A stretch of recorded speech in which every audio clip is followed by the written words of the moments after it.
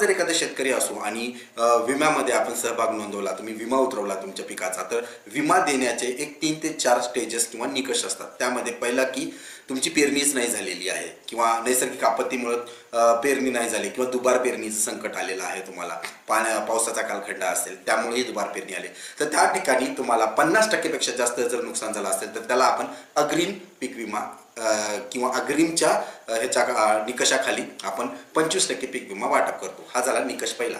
दुसरा निकष म्हणजे स्थानिक नैसर्गिक आपत्ती. काही ठिकाणी समजा पावसाचा कालखंड आहे 21 दिवसापेक्षा जास्त किंवा काही ठिकाणी अतिवृष्टी झाली आहे, तर त्या स्थानिक ठिकाणी जी काही नैसर्गिक आपत्ती आलेली असेल त्या हिशोबाने जर 50% पेक्षा जास्त नुकसान झालेलं असेल तर आपण स्थानिक आपत्तीचा विमा 50% हा लागू केला जातो.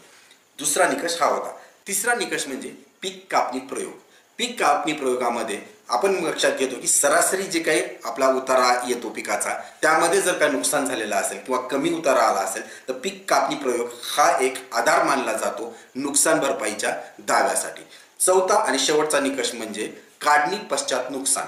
म्हणजेच तुम्ही पीक काढले आणि ते तुम्ही तुमच्या शेतात किंवा वावरात त्याच्या पुढच्या प्रक्रियेसाठी ठेवलेलं असताना जर काय पाऊस आला, वादळ आलं, त्यामध्ये जर तुमचं नुकसान झालेलं असेल तर तुम्हाला 50% इतकी रक्कम, 50% इतकं नुकसान तुम्हाला या निकषावरनं भेटून जातं. तर हे 4 प्रकार आहेत विमा मिळवण्यासाठी.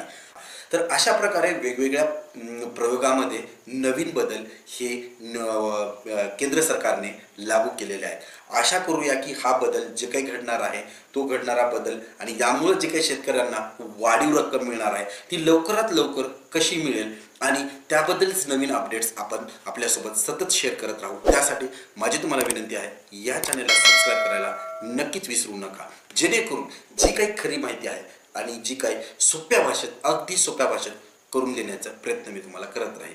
माहिती कशी वाटली कमेंट बॉक्समध्ये नक्की कळवा. आशा करूया की वाढीव रक्कम लवकरात लवकर शेतकऱ्याच्या खात्यावरती जमा होईल. जय हिंद, जय महाराष्ट्र. धन्यवाद.